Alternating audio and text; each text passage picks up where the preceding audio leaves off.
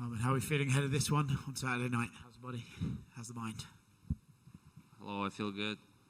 Can't wait to fight. Do you feel like at this point, you're one of the hottest up-and-coming guys in this division, that when you get put up in matchups like these, everyone kind of expects you to win? Does that add pressure, or do you feel like, no, I should be winning these fights myself? I feel a little bit pressure because he's on ranking, and it's a risk to fight with him. But I know I'm gonna win, and if I'm the best, I gotta beat everybody who's gonna fight with me. How did you end up fighting an unranked guy? Sort of feels like you could be paired up with some of the bigger names of the division. It's so weird, like nobody accepts fight, nobody wants to fight, and a lot of guys. And I know, like they offered good money. UFC offered good money for some guys in top 15, and even that they didn't accept fight with me. So it's so disappointing me. I mean, would you care to share some of those names? Maybe try and get those fights going? Who didn't accept? Yeah.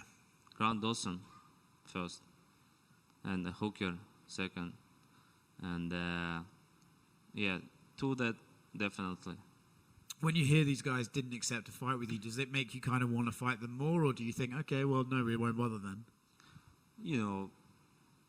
I said, okay, if you don't want to fight, I'm gonna fight with anybody. UFC knows, like, I'm that guy who gonna fight with everybody, and they offered, like, even unranking guy, not short notice. I said, give me Silva in May 6th, so I'm gonna fight with him May 6th. They said, no, he can fight in May 6th. He wanna be ready, and he wants to have full training camp.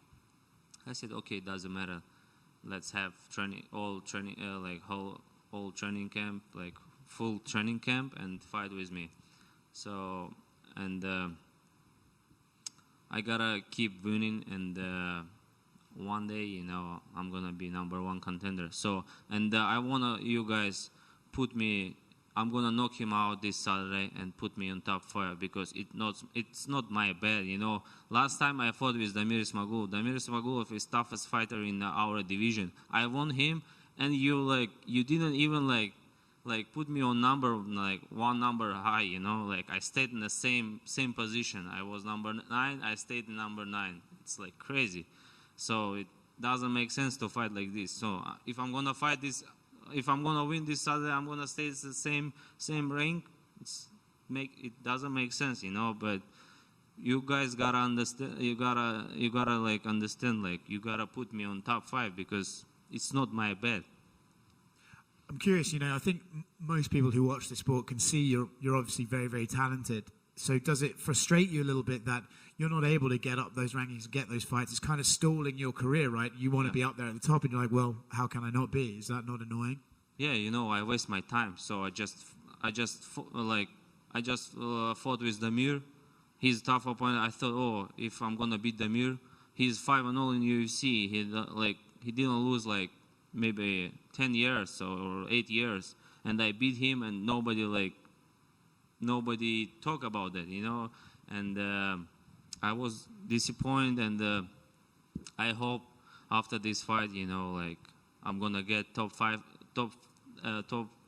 fighters and main event. So if you could pick the next guy after Saturday, who's logically a good choice for you? I'm sure you'd love to turn around again and fight before the end of the year, but who would you like to fight against? Yeah, I would like to fight with Dariush, Fiziev, and Gamrot. 3 names I have on my mind, but I gotta win this Saturday. He's a tough opponent, and I just focus. I don't think, I'm gonna fight with somebody after I just focus on my fight Saturday, and Saturday night I'm gonna talk with you again, and we can pick someone. Thank you. Hey, Arman, since your fight last December, how many fights were offered you, and how many fighters have turned you down? They offered me.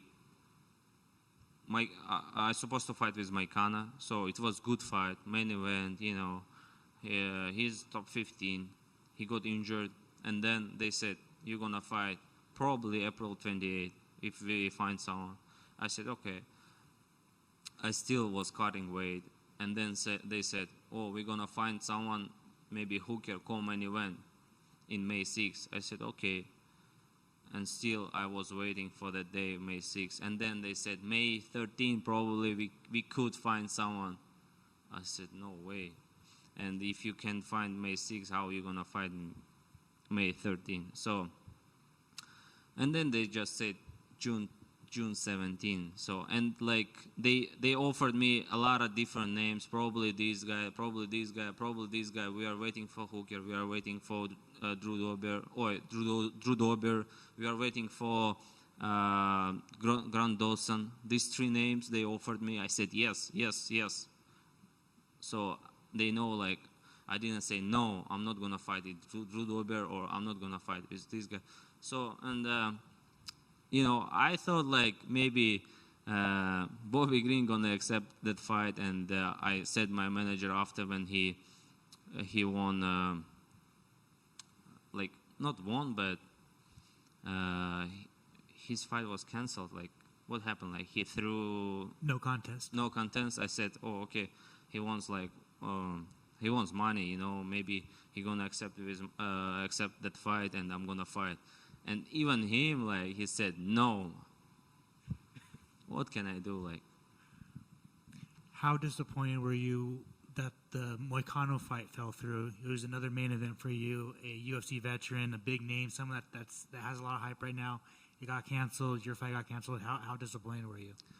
I was disappointed, but now I'm happy. I have a fight, and I'm gonna make money. I'm talking with you guys. It's good for me, for my media stuff, and so I gotta show good performance this Saturday, and keep going straight, and hopefully they found they got fight for me, and I'm happy for that. Thanks so much, especially Sean Shelby, and he was trying so hard to find someone, and it was a difficult job for him. What were your thoughts on Charles Oliveira versus Beneil Dariush this past weekend?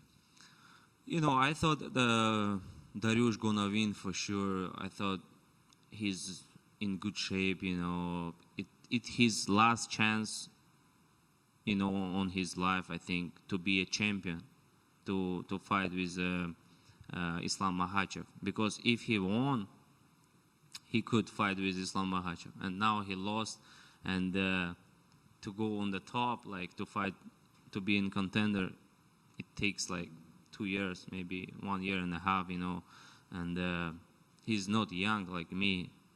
That's why I thought he gonna give all himself on this fight, but he started look good, but then something happened, and he missed punch, and it is what it is. Charles, he's a good fighter. He has a lot of experience.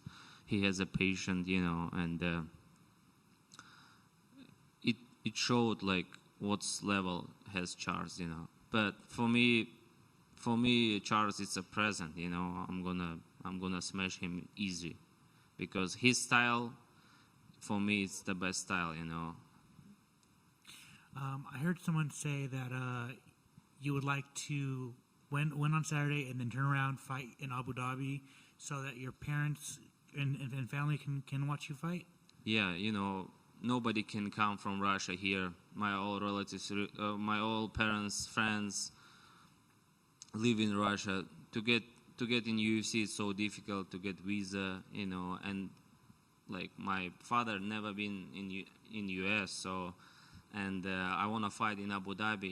He can come to watch. It's like he gonna be happy. It's super excited for me too, to see my family, to support me, to be close to me. When I cut weight, and this is the best case scenario to win this fight and get fight in October, in like some big names like Dariush or Fiziev or whatever, like just top fighters, yeah. Gotcha. Thank you. Thank you. Arman, over here. Out of those three names you mentioned, which one excites you the most? Dariush. And I know you want to fight a higher ranked guy next. In case they don't give you that, would you still entertain a fight with Renato Moicano? To be honest, Moicano has very like, you know, heart injured, you know, like it takes a lot of time to recover, maybe like a year. I don't want to wait him. So for sure, if I'm gonna be in top 5 and he's gonna be close to me, you know, guys, for me, like whatever, like I'm gonna fight with everybody, and if that fight makes sense, I'm gonna take this fight. And I know you mentioned him earlier, but Grant Dawson said not too long ago that both you and Silva were at ATT leading up to this, and that you were on one side of the mat and he was on another side, and he described it as weird. How would you describe this experience? You know, for me it's okay. You know, for me it doesn't matter. I don't hide my trainings or some like things. They can watch on my YouTube, like all my trainings, all my fights. It doesn't make sense. He can watch my sparrings, because what he can do, like if I'm better, you know, like he can like be for 2 months, like he can like, I don't know, like he can beat me for 2 months, even like he gonna have full training camp. So for me it doesn't matter, and I don't feel weird things. It's okay for me, you know. I just train. I did my work, and we had a different coaches, so that's why I'm okay. And the UFC American Top Team is super big team, and there are a lot of 155ers, you know, and hopefully there are a lot of different rooms, and you can train in one room, he can train in another room, and that's why it's okay. If it was like small gym, yeah, for sure it could be like very difficult to train, you know. And some people may not know, but you actually did hockey for a while before you started training. How was that transition like, going into MMA from hockey? Yeah, I used to play 10 years hockey, and transition was the hockey team didn't pick me, you know, to the good organization, you know, and that's why I just maybe waste 10 years of my life, you know, and yeah, but I'm happy, you know. I was enjoying when I played hockey, and maybe when I transitioned to MMA, I had a lot of energy, you know, and it's like kind of different sport. If I wrestled 10 years and then moved to transition to MMA, I still, like, you know, I think I could be tired of that mats, you know, like trainings, like, you know, like yeah, some bruises. But hockey is different, you know. And, did you ever get into any fights when you were playing hockey? Yeah, I was crazy, like, and I like fights, you know, when I was kid, you know, and I couldn't talk, you know, too much. I wanted to like knock him out, you know, like right away. So I didn't have patience, you know. When I was kid, like I went crazy super fast, you know, and I couldn't even speak. Like if someone like says some bad words to me, never I'm gonna talk to him. I'm like, yeah, just smash him, you know. Thank you. Hey, Arman, just one question for me, brother. It was back in January, you were talking about Michael Chandler, and you had put a tweet out there saying that, you know, he should maybe have a fight with the new generation of MMA, and you called him, you'd said that he had the lowest IQ in the division. Do you still believe that? Yeah, I still believe that, because, you know, if I'm a good freestyle wrestler, I gotta wrestle him, you know. Why I gotta like miss 1,000 punches and lose fight? Okay, fans like it, but it doesn't make sense, you know. He lost all his fights. Like he goes crazy, and even like he's a wrestler, he's like do like some takedowns, like crazy takedowns, like he from the like second floor he threw his opponent, you know, like do some crazy things, but he couldn't even like hold them there and spend a lot of energy. He's a like fighter for one round, and if I was him, you know, if I was him, I just wrestle like, and like, you know, I would be smart. Because he's explosive, he has good wrestling, you know, good striking. But during the fight, he does some crazy things. Yeah, it's like exciting fight, you know. I like watch his fights, but for him, it's like, for me, it's stupid, you know.